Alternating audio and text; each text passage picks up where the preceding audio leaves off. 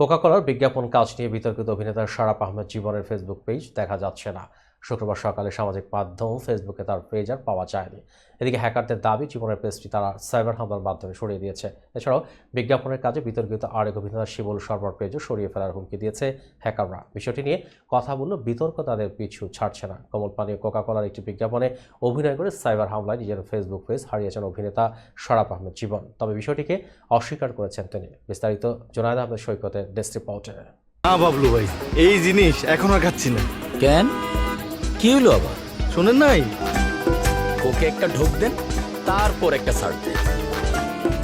বিজ্ঞাপনের জেরে শরাফ আহমেদ জীবনের ফেসবুক পেজ গায়েব করে দেওয়া হয়েছে বলেও দাবি বিভিন্ন পেজের। হ্যাকারদের দাবি জীবনের পেজটি তারা সাইবার হামলার মাধ্যমে সরিয়ে দিয়েছে।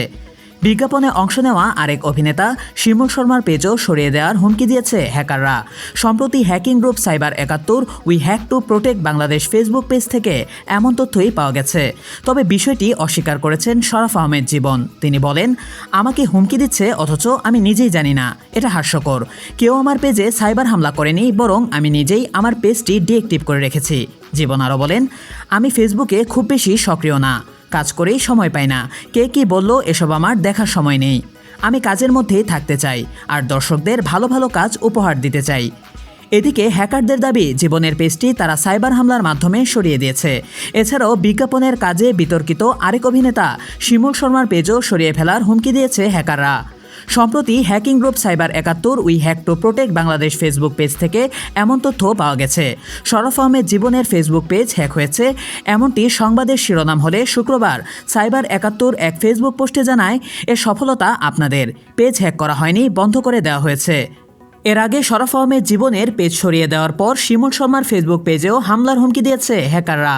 ফেসবুক পেজ প্রসঙ্গে এ অভিনেতার সঙ্গে যোগাযোগের চেষ্টা করা হলেও তাকে পাওয়া যায়নি। প্রসঙ্গত, কোকা-কোলার একটি বিজ্ঞাপন নিয়ে সম্প্রতি নেট দুনিয়ায় তুমুল আলোচনা সমালোচনার ঝড় ওঠে। তখন অভিনেতা শরাফ আহমেদ জীবন এক পোস্টে লিখেন, আমি কোথাও ইসরায়েলের পক্ষ নেইনি এবং আমি কখনোই ইসরায়েলের পক্ষে নই। আমার হৃদয় সবসময় ন্যায়ের পক্ষে এবং মানবতার পাশে আছে, থাকবে। তবে জীবনের এমন পোস্টের পরেও থামেনি বিতর্ক। এখানে একটা মারলে ৫টা খাইতে হয়। ঈদে মুক্তি পায় ওয়েব ফিল্ম ফিমেল 4, যাতে অভিনয় করেন জীবন। অনেকেই ওয়েব ফিল্মটি বয়কটের কথা বলেন। রাজধানীর ব্যাটারি গলি নামে একটি মহল্লার বসতরত একদল মানুষের নিত্য নৈমিত্তিক কার্যকলাপ হাসি ঠাট্টার মাধ্যমে উঠে এসেছে ফিমেল 4-এ। এতে বিভিন্ন চরিত্রে অভিনয় করেছেন জিয়াউল হক পলাশ, শরাফ আহমেদ জীবন, মার্জুক রাসেল, চাষি আলম, শিমুল, ইরেশ জাকের, নীলাঞ্জনা নীলা।